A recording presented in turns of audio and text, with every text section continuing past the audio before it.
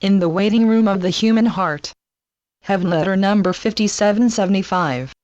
September 16, 2016. Welcome. Get over here.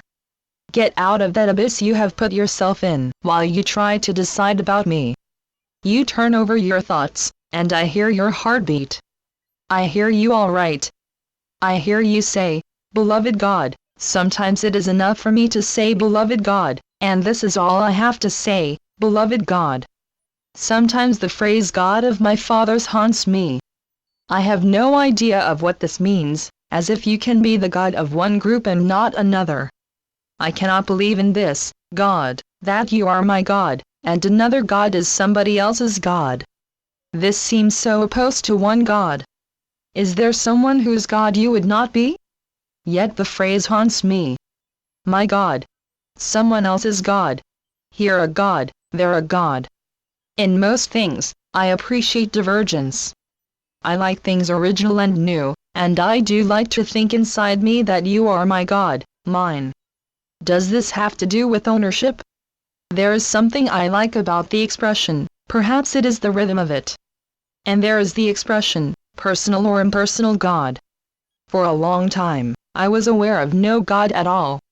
I was definitely not against you, God, yet I didn't knowingly have a speaking acquaintance. I accept now that I did deeply know you all the while, the quality of you. However, I did not experience you as my God at all. You were for others to talk about, yet not for me to venture toward. I was standoffish, yet it was like I was watching you all the while, yet I couldn't quite acknowledge you. I never said a word. Now I know now that you were smiling at me, for you did somehow, at some point, snag me. You caught me hook, line, and sinker. I see now that I had no chance when it came to you. I wonder how many lifetimes I have danced away from you, skirted the whole issue of you, God. Life took long then, and now life goes fast. As it was, the question, does God exist, didn't enter my mind.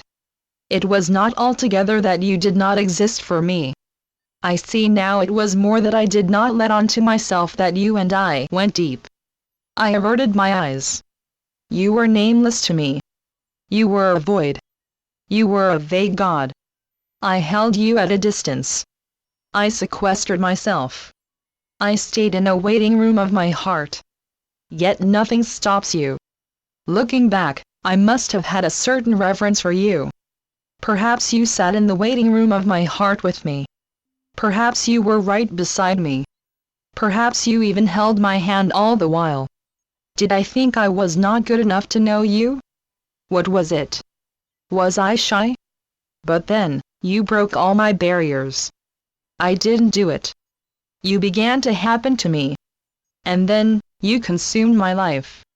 You were the hero who swept me off my feet. You lifted me up. You carried me all the way to you, which turned out to be my very self. Before you, God, before you walked in, I was a stranger to myself, and then I began to sense you full on, instead of from an angle. You arose in my heart, and you have never left. You made yourself known to me in my heart. You never let me go. You held me captive with my full agreement. Your holding me captive gave me great freedom. It's not that I can't get you out of my mind. I spend time shopping or puzzling something, and I am not thinking of you, and, therefore, I return to you time and time again. It is happiness to be one with you. Is it true that only one thought can occupy my mind at one time? For it seems to me that sometimes a million thoughts race through my mind all at once. I do know that I would be empty, vacant, unalive without a thought of you. It must be that you pulled me to you, and you keep me content with you as you keep me unbound. And sometimes I am so close to you that I no longer exist.